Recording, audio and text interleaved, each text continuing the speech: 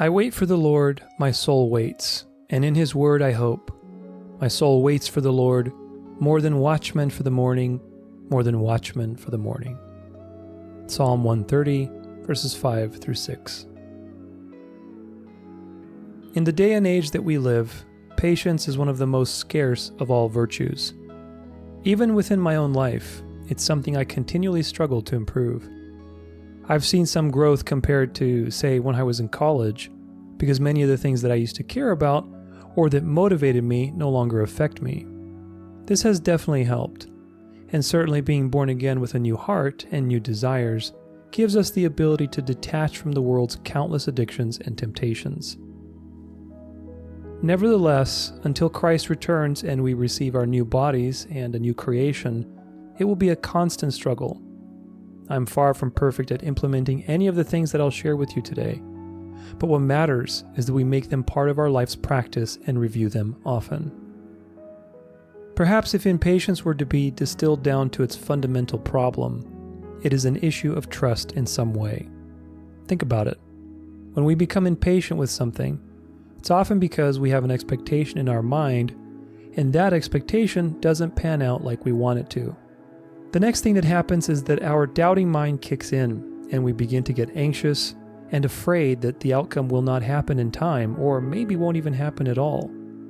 We might lose a little hope, and so the next step for most people is usually anger or sadness, depending on the type of person that you are and the level of the problem that you're dealing with. This is why making a daily habit of reading the scriptures is so important.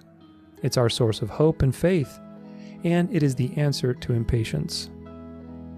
With that in mind, there are many examples and beautiful verses on patience and the importance of waiting on the Lord's timing. When the Israelites were running from the Egyptians, a famous interchange between Moses and the people takes place as they're about to cross the Red Sea. When Pharaoh drew near, the people of Israel lifted up their eyes, and behold, the Egyptians were marching after them, and they feared greatly. And the people of Israel cried out to the Lord. They said to Moses, "Is it because there are no graves in Egypt that you have taken us away to die in the wilderness? What have you done to us in bringing us out of Egypt? Is not this what we said to you in Egypt? Leave us alone that we may serve the Egyptians? For it would have been better for us to serve the Egyptians than to die in the wilderness." And Moses said to the people, "Fear not, stand firm, and see the salvation of the Lord, which he will work for you today. For the Egyptians whom you see today, you shall never see again. The Lord will fight for you, and you have only to be silent." Exodus 14, 10 through 14. The truth is that we all have our, quote, Exodus moments in life. The enemy is chasing us, seeking to destroy, and making us doubt God in the process. Yet we are reminded in this powerful exchange that our God is a God of salvation, and that we can have full faith in his deliverance. We may not know what the outcome will bring, and we may not know when God will do what, but we do know that God works all things for the good for those who trust in him. See Genesis 50:20 and Romans 8, verse 28 through 30. And we also know that he will never abandon anyone who comes to him in faith. See John 6, verse 37. Today, our action-oriented culture takes offense to these things, because it's based on the lie from the Garden of Eden, that we need to take charge of our life and create the outcome ourselves. A sovereign God that has determined everything for his glory and good pleasure, and who is working all things for the good on his own timing, is one of the most offensive things to a world that is based on rebellion, pride, and independence. But this is what most people believe and are taught, that we need to be our own saviors, our own gods. Yet the Bible consistently warns us against taking salvation into our own hands, or even taking credit for the outcome when it does happen. A classic example is King Saul, whose impatience led him to fall from grace and increasingly into despair, ultimately killing himself because he didn't want to be captured and tortured by the enemy. Saul's story is a sad one, but it also shows the importance of trusting in the Lord regardless of what we feel, especially if we are in positions of leading others. Impatience ultimately means we do not trust God to work all things for the good, and this is why, for someone like a king who is supposed to picture Christ, it was seen as such a grave sin by God. In Isaiah 30, God rebukes Israel for taking refuge in a partnership with Egypt instead of consulting God for their problems. The reality is that their political issues at the time were exactly because they had forgotten God. In this passage, much like the story of Saul and many others, show us the downward spiral that anxiety, doubt, and impatience can lead to. Instead of consulting God and reconciling with Him, they continued in rebellion by trying to take control of the outcome and seeking refuge in the world, ironically, by making agreements with their former slave masters. Another important thing to mention is that waiting and patience do not mean inaction or passiveness. Especially for those, quote, type A personalities, hey, don't worry, I'm one too, this distinction is incredibly important.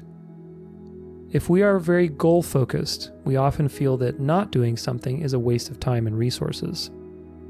Yet there is such a thing as active waiting or intentional waiting, and this is the difference. In Isaiah 40 verse 31, God says that those who wait for Him will renew their strength, that they'll mount up with wings like eagles, that they'll run and not be weary, that they'll walk and not faint.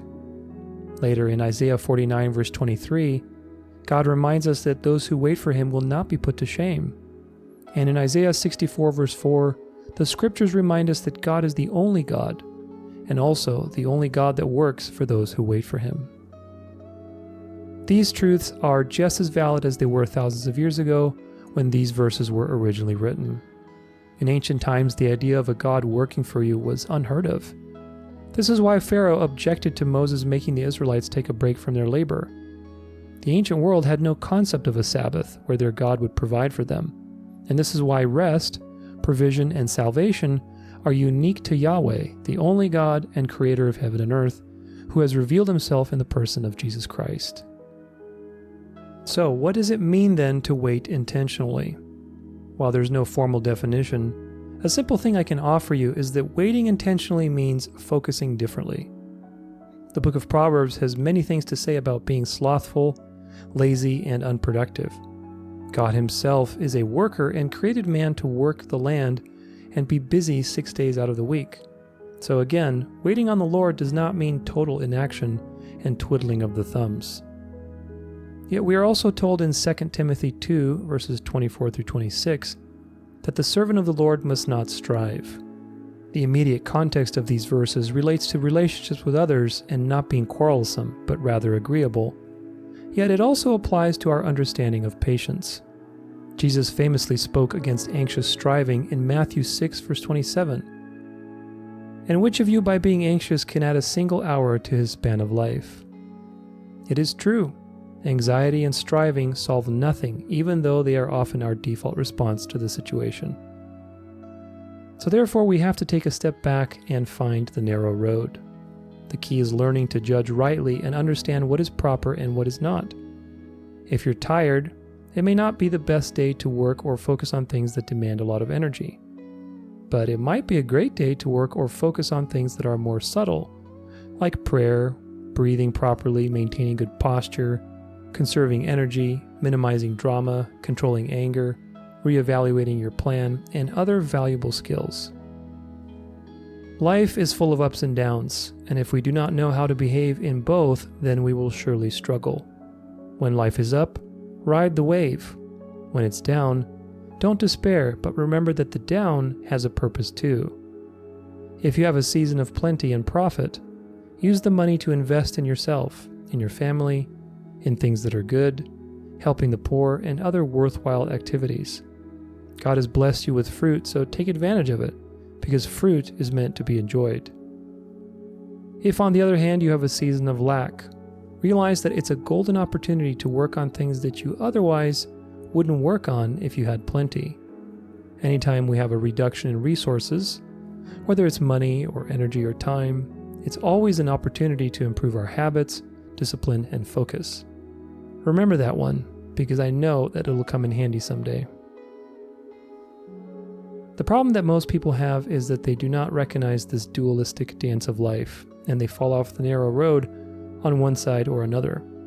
When life is abundant, they are irresponsible, and when it's scarce, they despair. Yet the narrow road is walked with God hand in hand. If God has blessed you, enjoy the money, the time, the energy, and use it well, giving glory to God for those gifts. If you have a day or a season of challenge, realize that God is still with you and working things for the good.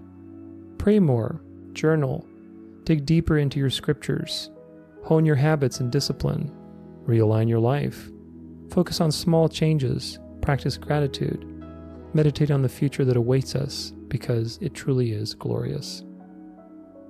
At the end of the day, we always have two choices in life: quit or keep going. What the right choice is in a given moment is a dialogue between you and God. And certainly wisdom is only gained through repeated mistakes. If you don't quit when you should have, you'll get burned out. If you quit when you should have kept going, you will have regret.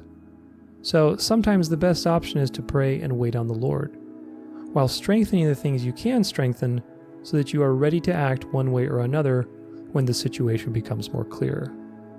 In either case, never underestimate the power of waiting intentionally, and always remember that God is with you through every step of the way.